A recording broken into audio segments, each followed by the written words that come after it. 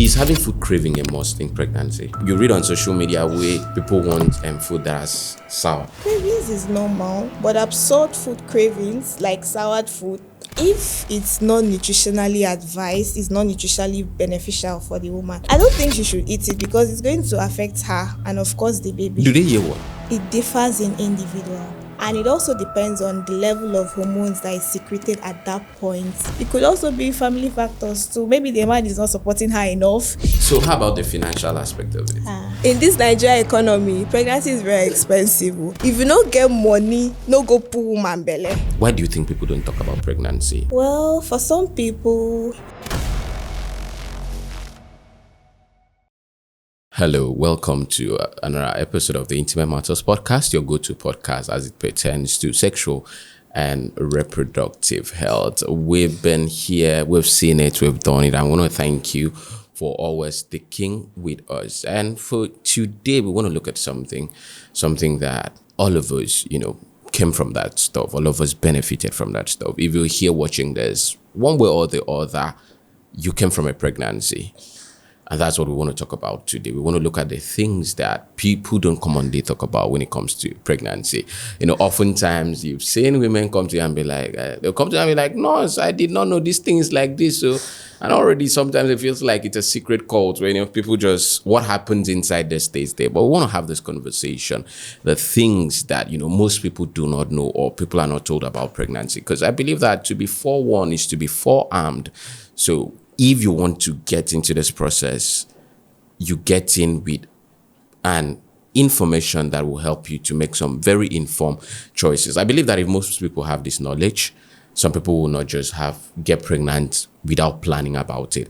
And today, with a midwife, a very good one at that, Nurse Courage Akwao. Coincidentally, she happens to bear my name also. Thank you for joining us, Courage. It's a pleasure. So how has it been standing at women's cervix and bringing new life to be? How does it feel being a midwife? Well, being a midwife, first off, is very stressful and it's very demanding because having to hear women scream, especially when they are in labor, when they are in pain. But at the tail end, the joy and the happiness of a midwife is always very fulfilling when she sees an alive and healthy baby. So you're trying to say that Mida is planning to be a midwife / mid-husband. What do they call the male midwife? That it's going to be stressful. You have to expect the stress now, obviously. No matter what you say, I'm still going to be a midwife. God help me. I really want to stand and birth, new human beings like me. Because I'm thankful for a midwife from a personal point of view. I have certain biases to midwives. I haven't been born in a public holiday. Not public holiday, I think it was a strike. So a midwife had to sacrifice to be around when she could have been at her house because there was no work and the nurses were striking. So I have a personal bias for them. But getting into the subject of discussion, why do you think people don't talk about pregnancy? When I say pregnancy, I mean the experience of pregnancy. I know once you get pregnant, the whole world will know that you have done something. But why don't people talk about the whole experience? Why do you think people don't feel okay to share it? Well, for some people, they feel like they are scared, and it depends on the category of people. First, I want to talk about for the teenage mothers.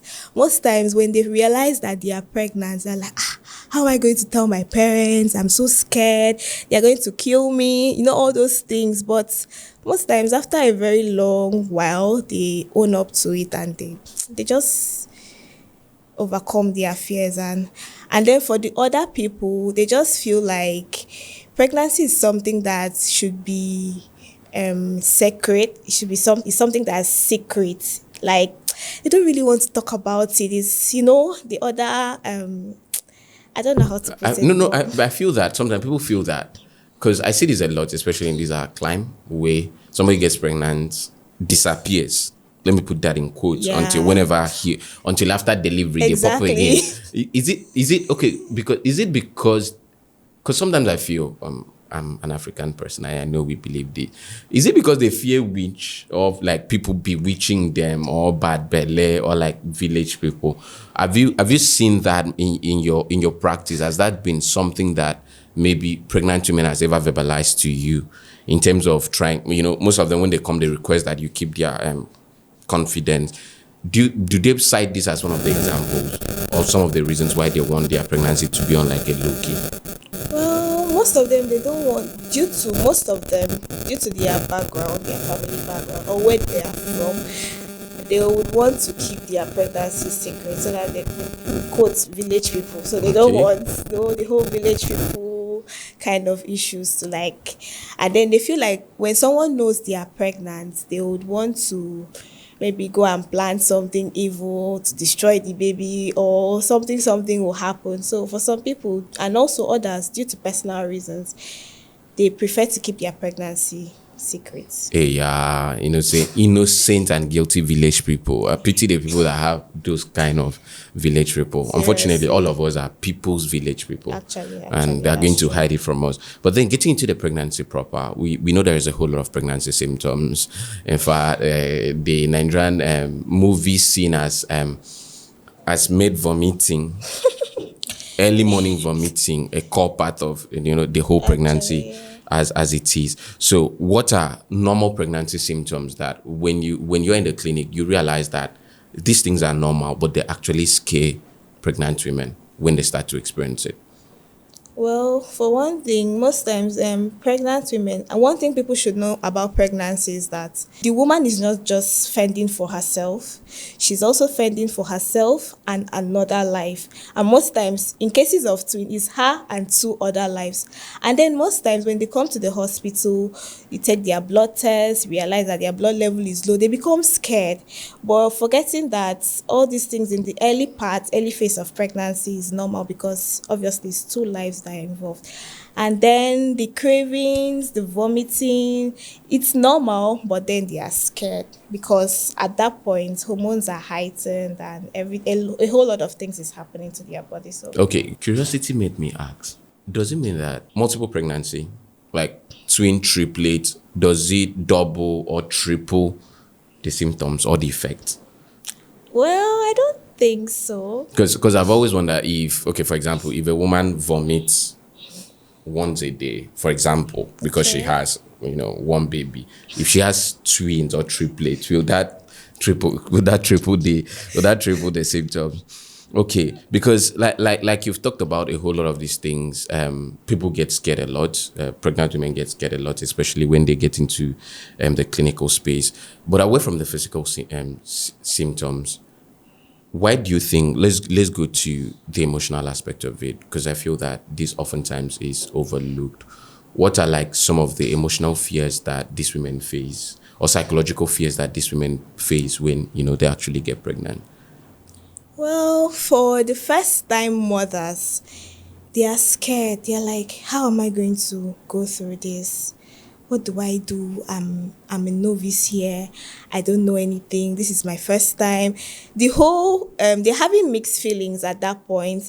They are scared of what will be the outcome of the pregnancy. And especially for medical practitioners, we are most scared because we know these things. We know what will happen if we don't do a particular thing. So the curiosity, the anxiety is always very high.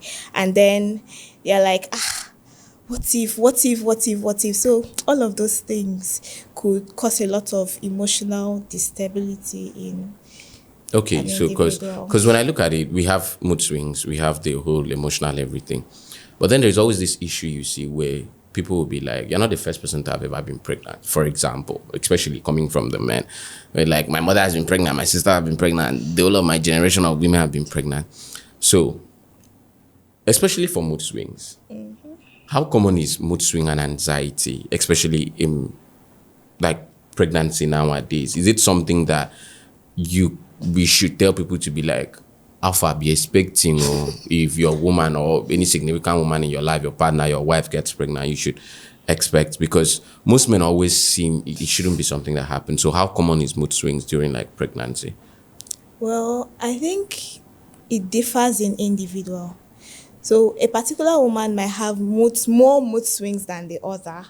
And it also depends on the level of hormones that is secreted at that point in her pregnancy, at that time of her pregnancy too. So you realize that most women, they have mood swings all through their pregnancy. Okay. Which I think at some point, it could also be family factors too. Maybe the man is not supporting her enough. It may not necessarily be because of the pregnancy. It could be probably the husband has done something or the man has done something that annoyed her, and then all of those things join together plus the pregnancy. Obviously, you know what it means now. So Okay. Now, so if you're having mood swings, because most of these, their mood swing them towards cravings. Most mood swings. Is having food craving a must in pregnancy? Most people have food cravings. Let me not say craving because people always eat. Most people have absurd food cravings. Like people that love the burnt part of the burnt part of the pot or the rice. Like people that love. You read on social media where people want food that's sour, like they can't eat. You understand? That kind of stuff. Is this a normal thing? Let's start with that. Is it cravings? Is it normal? well, cravings is normal, but absurd food cravings like soured food, that one is bad now. That one don't pass food cravings. So, but you know, as a pregnant woman will always want to satisfy her cravings. That's one thing. Okay. So what happens? Because we've always seen this contextually that you know that people that have cravings and cravings can be satisfied maybe by virtue of their socioeconomic standing. Yeah. For me, that grew up in the trenches, what happens if I get pregnant and my cravings push me towards eating turkey on a daily? So is it what I'm trying to ask this is if for whatever reason a craving of a pregnant woman cannot be satisfied, maybe like I talked about the socioeconomic standing, is it a problem for that pregnancy? I wouldn't know. I don't think so. Because, for example, I know my grandma, she said it, she had a craving of what do they call this thing? They call it ndom, some call it nsu. Okay, ndom, a native chalk. The native chalk. So my grandma said she used to eat it so much that she, back then they used to live in mud houses. So she breaks off, she almost finished half of the house. the wall of our house by breaking.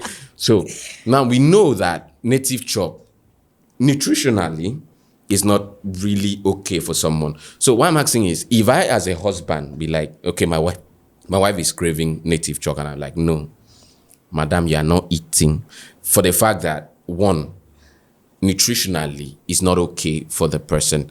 Does this in any way form a form of distortion or to her pregnancy?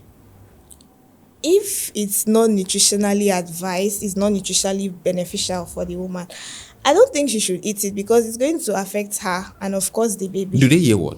That's the thing. They don't used to hear what. They don't used to hear what? They don't hear will you hear what?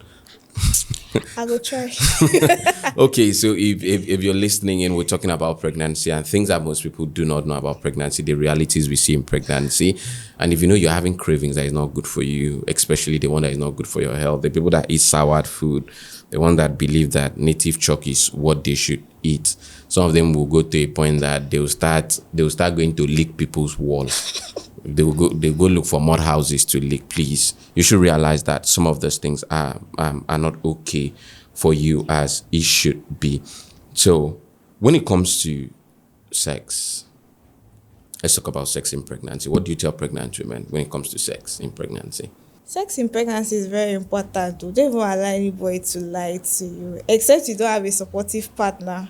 You don't have a partner that understands. You don't have a partner that is ready to hold your hand and walk you through the pregnancy. But for one thing, as a medical professional, sex is very important. Now, why do I say so? Because during the later part of pregnancy, a pregnant woman, most times, some of them, they tend to be, their sexual urge becomes heightened.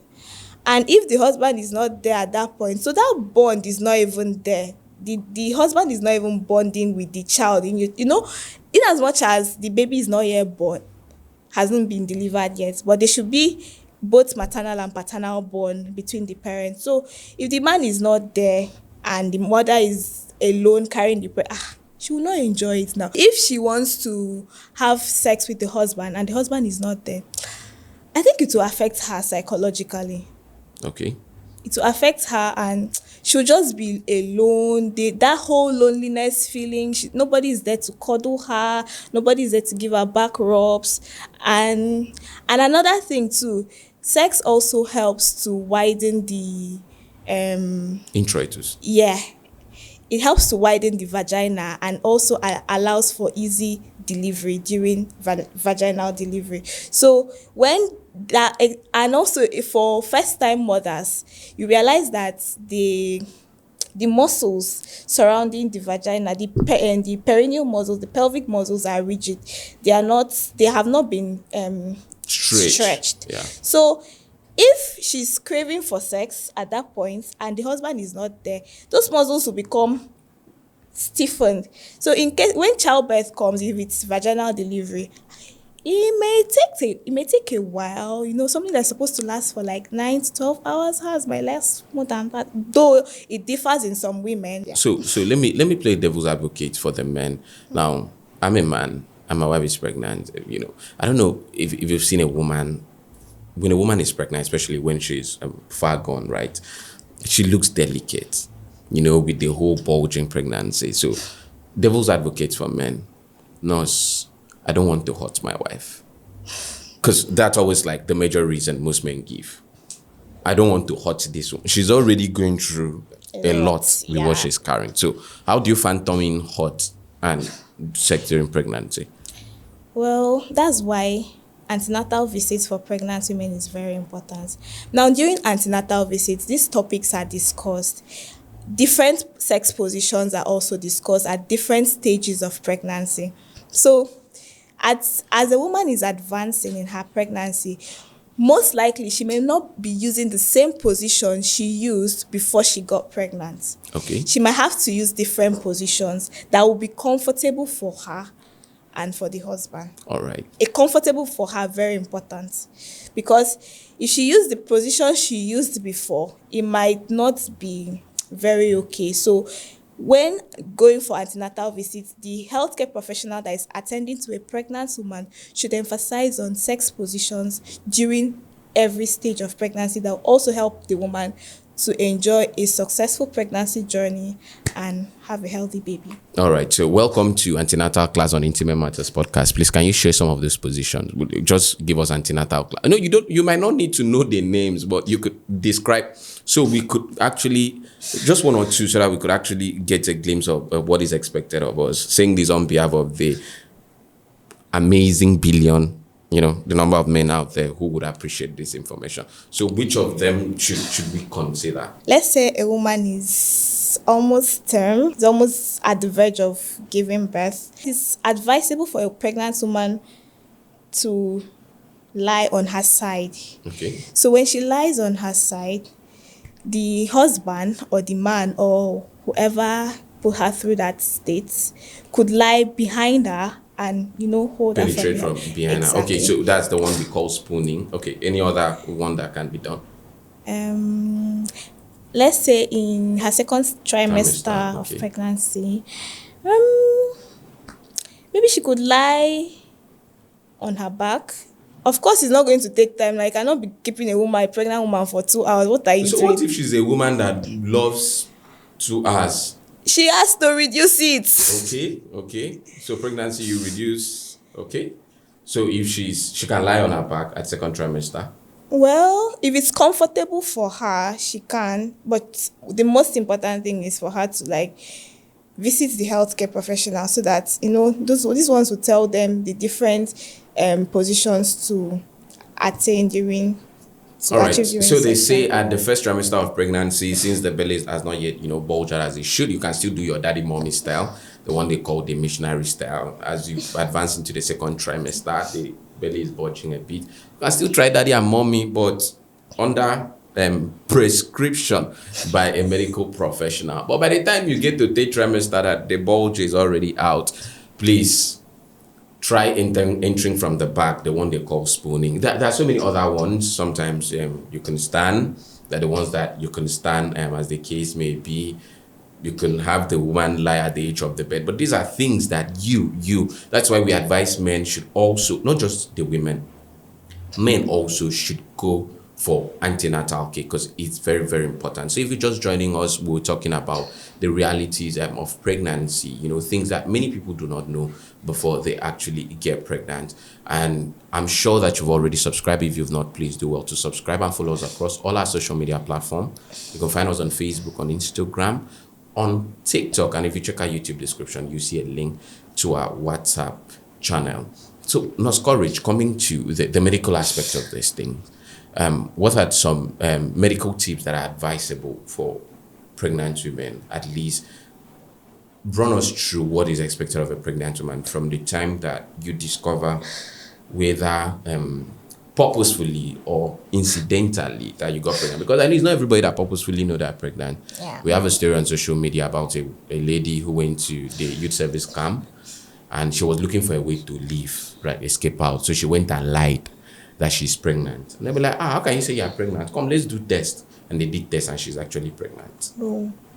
So for a woman like that, run us down, what is expected of a woman from the time that she actually knows that she's pregnant? Well, she should first off have someone she can confide in, someone she can openly tell whatever is happening to her, and the person won't judge her. That's for someone that probably the person is not married, or I'm talking for the unmarried ones. Okay. And then she should visit the hospital, the healthcare facility, so that she starts early to plan. She gets prepared psychologically, financially, emotionally, and otherwise for the pregnancy, because pregnancy journey is a whole lot. 9 months is not. All right. So just before you go on, because I have this question, how early is too early? Like, how early is too early to enroll for antenatal? Like, when should they could be like, this is the right time for you to enroll for antenatal? Well, personally, for me, I would advise that once you notice that you're pregnant, I think you should come to the hospital immediately. Okay. And register for antenatal. Okay. Because you don't know how your body is going to react, like if you wait longer, because individual differences, people are different, and most people might stay till like 4 months, 5 months before they come to the hospital. But for first timers, they should come immediately they realize that they are pregnant. Okay. So you confide in someone, you register antenatal. What else is expected of the person? And then some people will register for antenatal and not keep up with the antenatal appointments. They'll register for antenatal, they'll come for antenatal, some that will even have the church mind to be coming. When they come for antenatal, when it's time to deliver, they now go somewhere else. But when you register for antenatal, you should be consistent with your antenatal visits, consistent with the timing. Don't register for antenatal and come like by 2:00. Who attend to you? Who are you trying to stress? No. So keep up with your antenatal visits, and whatever they tell you to do in the antenatal, during your antenatal sessions, you try and keep up with it. And then there are some women that they come for antenatal and they still go back to listen to what other people are telling them. I would still stay for the first time mothers. They feel like maybe their mom will come and tell them, I did this during my pregnancy, I did this.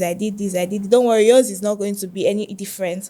So when they tend to forget what they are being taught during antenatal session and listen to other people, I think it kind of has an effect on them, or it can even affects their pregnancy journey. So you should try and listen to whatever is taught during antenatal visits. Okay, so I've been a good client. I've attended my antenatal. Okay, I've followed up with everything I've said. I've done what this I should do.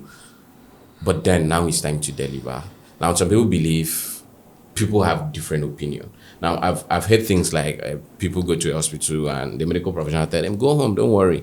So when exactly is the right time for somebody to come into the hospital for the delivery aspect of the pregnancy? She should know her EDD. Most times this EDD may not be exactly correct, but you should be alert. The person should be alert. And I think during the last months of pregnancy, a pregnant woman is given appointments weekly So Okay. every week she's checked, and then of course as she's being as examined weekly, the professional will tell her, okay, when you notice this, when you when you notice this, they'll tell her different signs for her to look out for. And then when she notices these signs, she should come to the hospital immediately. Okay. So now she comes to the hospital. She comes to the hospital immediately. So what are the kind of things that you experience like in the hospital? Because I hear things like people.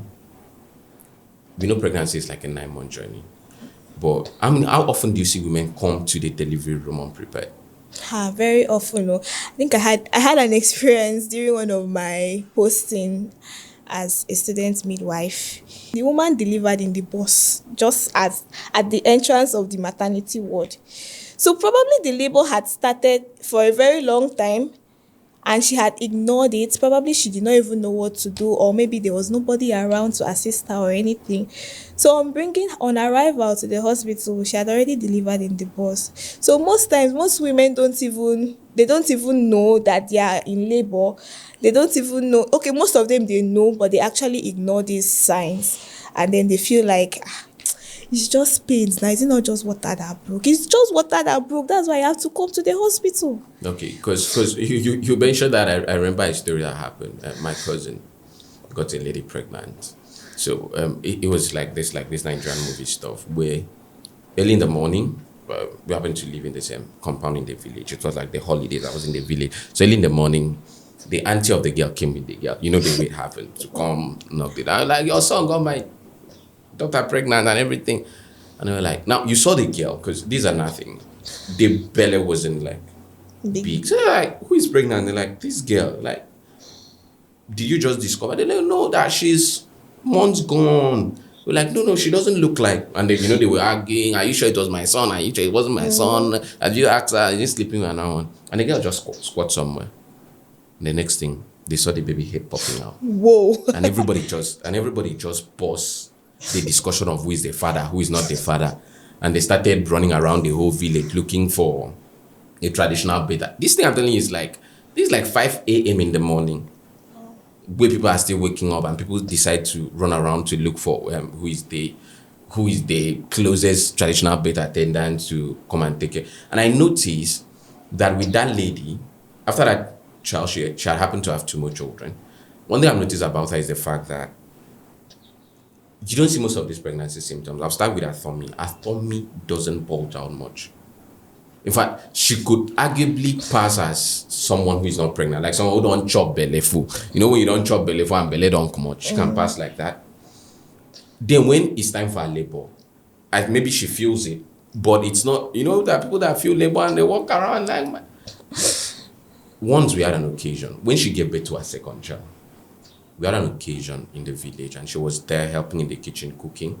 And all of a sudden they realized she has disappeared. Like, we're not seeing her again.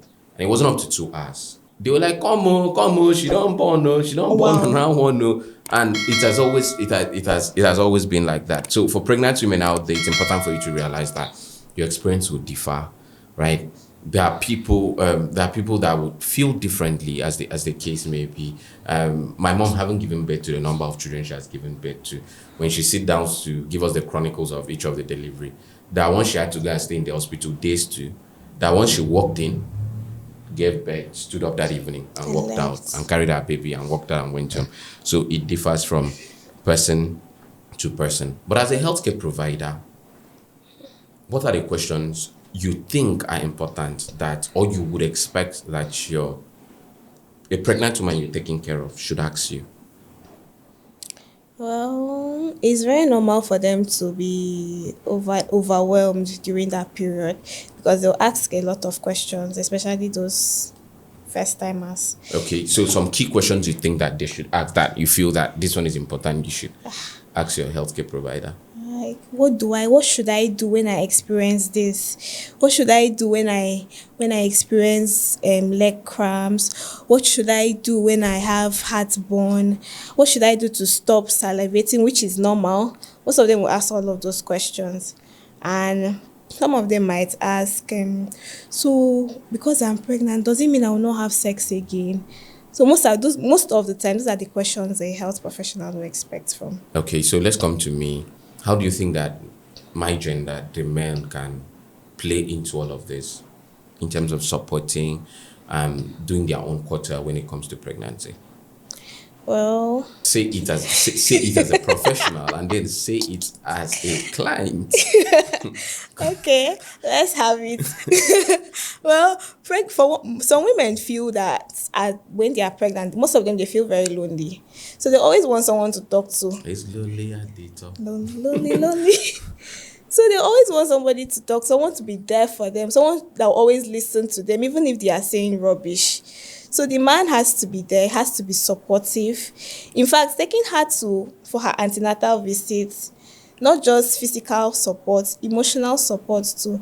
Most times they wake up in the night, they are panting, they are frustrated, the baby is kicking, and it's all so many mixed emotions. So the man should be there. Have a present man in your life. Okay. So that's very, very important. You didn't mention something. Oh. I'm still waiting. Okay. For the sexual aspect, the man also has to be there. He shouldn't deprive her of sex.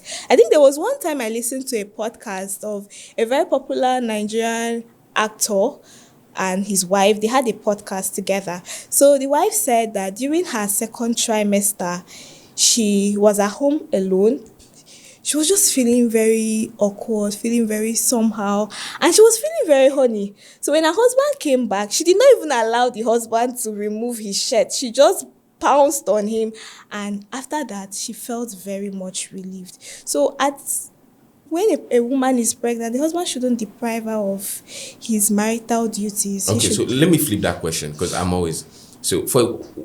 can we say the same about the pregnant woman? Now, this is a woman that medically there's no contraindications as to she can still have sex. Shouldn't it go both ways? That the husband shouldn't deprive the wife? Because I know, understandably, like you said, this is a feature of hormone. Some people, their hormone lead them to crave and the rest. So what should a man do in the context? Or what would you advise women who maybe due to their pregnancy, their libido is on the flip side going down in terms of this marital rights that you've talked about? Okay. Well, I think for one thing, sex may not necessarily be the penetration part. It could be other activities that could allow for sex to be enjoyable. Maybe cuddling, just... Man, cuddling, they satisfy. But the man should be there. That's just the bottom line. She should be there. Most times, she may not be in the mood at that point. He should also understand and allow her when she's in the mood, or in fact, she might not even be in the mood till whenever, but he should try and be understandable, talk to her, all those sweet words. In fact, that at that point, you can even promise her things like... Okay, so can we also say that women should also try and be understandable, that you may be pregnant and your hormone is raging, but I as a husband, maybe work is killing me, and that I might not also be in the mood as at all times? Yes, they should be. All right, so how about the financial aspect of it? Let me sit well and talk about that. How expensive is pregnancy? In this Nigeria economy, pregnancy is very expensive. If you don't get money, no go put woman belle. Because... If you don't get money, no carry belle. No, it's two-sided. If you don't get money, no give woman belle. If you don't get money, no carry belle. Because no allow me, as you no get money, no allow me person do raw. If you want to do raw, tell me go fight wrestling. Wrestling, then they do raw. Because no, what I'm saying so is that we've seen cases, women are dying, maybe due to complication, they be like, we should have an emergency CS. And they say there's no money. For the financial aspect is very, very important. There's something they talk about in antenatal, birth preparedness and complication readiness. Now, during the pregnancy, the 9-month journey, that birth preparedness, a woman has to be like, I know some women might say they are not working, they are not doing anything, but all those small money that your husband gives, you can actually start from there to save up. Like is that why they increase the price? Is that why they inflate the price of antenatal? Exactly now. Yes. It is I'm not going to inflate my own price. I will inflate it. Okay, go on. So you can start from there and be saving. A say bogi kongkang yung tebe bang. You start from there, small, save and save and save, so that you don't have to be you're not choked up when the actual labor comes and you don't have any finances. But then the most important thing is, if you don't have money, raising a child is very expensive. Oh. If you don't have money, don't even plan your pregnancy and plan it very well, because you might feel that my mother gave birth and to 5 children, to 10 children, there was no complication, so it is not going to be my kids. God forbid, God forbid, God for all those is not my portion.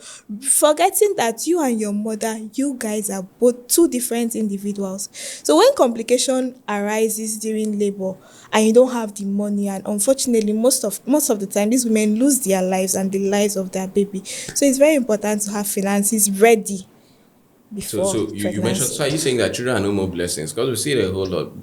Give birth to children. Children are blessings. They'll bring blessings to your life. But you know that even God will not be happy with you if you bring a child to this world and you allow that child to suffer.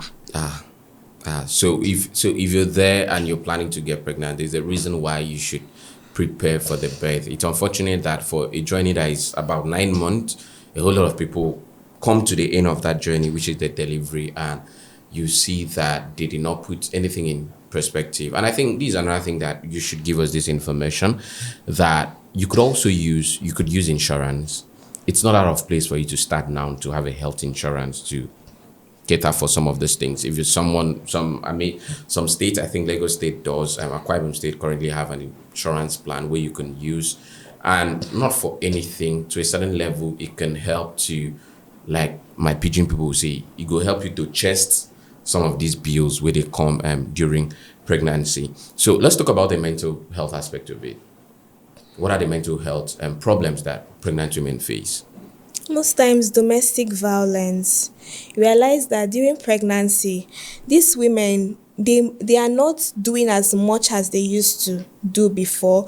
They are not chesting all the house chores. Most times they become very tired, easily agitated, and it takes an understanding man to understand whatever is happening to them at that point. So when they are fatigued, when they are tired, and you are coming to shout at them and also add your own pressure, it will affect them psychologically. And most of the time, most men don't even understand, and then they go physical. The woman that is carrying your child, you are beating her.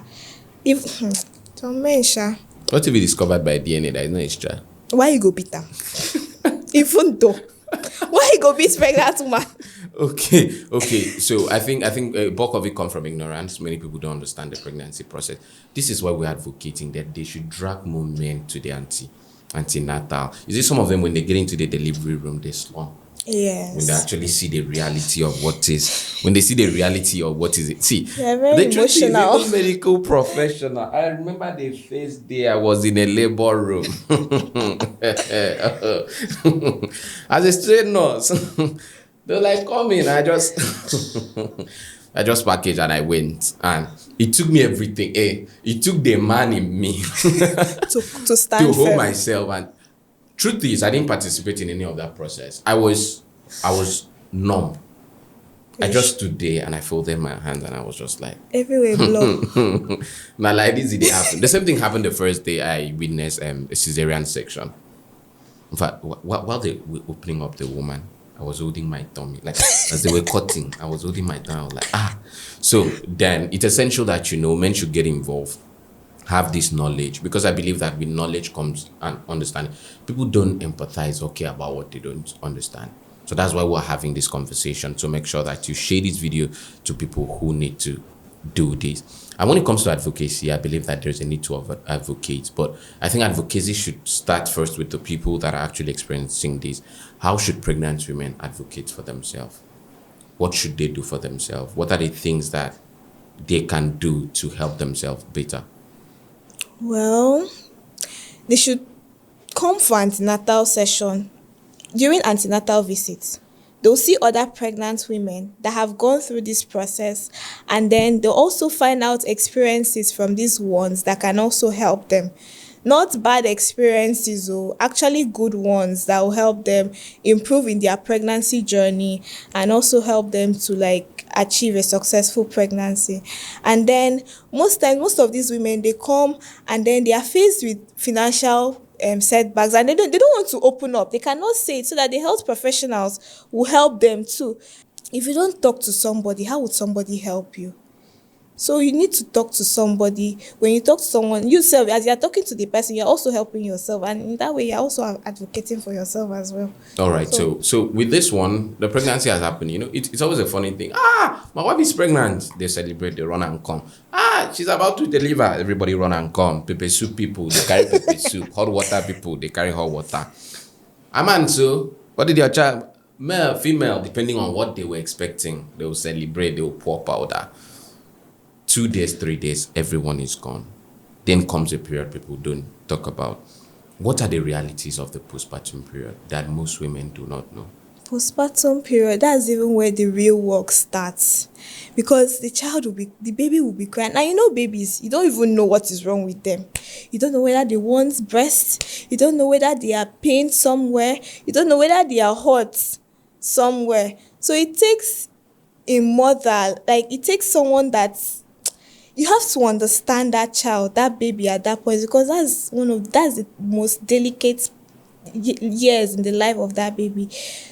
When the baby cries, it's so frustrating. The mother will carry the baby, and most times there are some fathers that will not even send. They don't send your papa. Now you born the child, so like most times it's always the mothers alone that will carry the baby. If in fact you want to carry the baby to the father, I'll be like, come on, so all those kind of things. And the woman is lonely taking care of that child. She's frustrated. She's angry. She feels like it's supposed to be a collaborative effort between the dad and the mom. But then realizing that she's the only one they don't leave her alone. Now only they carry the baby for night. So all those kind of things. Some people they will not come out to say it. They'll just chest it and smile over it. And then do they really smile? Isn't that not one of the cause of postpartum blues, postpartum depression? Well, there are some people that they know how to hide their pain. They don't want their pain to be seen outside, so they'll just chest it. And then you see them walking around like nothing is happening, when deep down there's a lot going on. All right, so it's essential that as men and as family and as loved ones, you do not just support the pregnant woman when it comes to the pregnancy itself or the delivery process, because there's a whole lot of support at that stage, right? So you come to the hospital, for example, people are dashing pregnant women food, they're buying stuff for them. You come for the delivery, the church is coming to visit, local organizations are coming to visit, but then the woman delivers and everybody is gone. So it's essential that these women still also need help. They still also need the support that you can offer to them, that you can give them past the period of them, delivering the child. It's very essential because they go through a whole lot of, emotional, physical, psychological stress of taking care of the child. And this is why I know and I used to love the communal living we used to have in Africa before. Because once you are pregnant, I remember that back then as a kid, living in the trenches. When I say trenches, this face me, I face you. People go japa, we go carry your children. And it wasn't now that we have bad belly and village people. You feel born your child. Now community, they take care of them. Touch that child reach 2 hours a day. People go, this one go carry finish, pass and this one go carry. So we need those kind of stuff. So if you're there, you are a family friend, you are a cousin, a nephew, a niece, please let's put our hands together and support the pregnant woman after delivery. They really need help. They want to get as much rest as possible. Thank you so much, Nurse Courage Akwawo, for joining us today. We're talking about the realities that we see in pregnancy. So just before we call it a day for this episode, just give out a word out there to the people that are pregnant and the people that currently, some of them as they will be watching this podcast, they will be on the process that can lead them to pregnancy. What would you say to them? Okay, first off, pregnancy is a whole lot. 9 months is not easy. It's a very long journey. It might seem easy at the early stage, but you have to be prepared for it. You have to be financially ready. Very important. You have to be psychologically ready. You have to be emotionally ready. And you have to be physically ready, because pregnancy is going to change a lot of things in your body physically as a woman.